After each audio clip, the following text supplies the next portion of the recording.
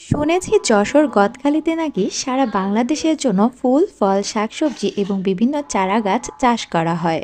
হেই everyone, আসসালামু আলাইকুম। আজকে সকালে ঘুম থেকে উঠেই আমরা রেডি হয়ে বেরিয়ে পড়ি যশোর গদখালি যাওয়ার জন্য, ফুলের বাগান দেখার জন্য। আমি কখনো যাইনি, আমার হাজবেন্ড এবং আমার দেবররা অনেকবারই গিয়েছে।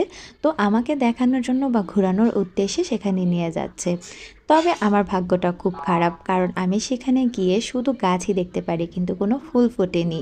ফুল বাগানগুলোতে যখন ফুল ফোটে তখন সেখানে ফটোশ্যুট করতে খুব ভালো লাগে, কিন্তু আমার কপাল খারাপ। বাগান দেখতে দেখতে আমি সেখানে অনেক দোকান দেখি, যেখানে ফুল এবং বিভিন্ন নার্সারি স্টাইলে অনেক কিছু বেচাকেনি করা হচ্ছে। অনেক ঘুরে কিছু না পাওয়ার পর আমরা কিছু সরিষা ক্ষেত দেখি। সরিষা ক্ষেতে আমি আগে কখনো ছবি তুলিনি, তাই আমার হাজবেন্ড আমাকে সরিষা ক্ষেতে নামালো। তারপর সেখানে আমরা কিছু ফটোশ্যুট করলাম। এখানে ফটোশ্যুট করে আমরা যাই ফ্লাওয়ার গার্ডেন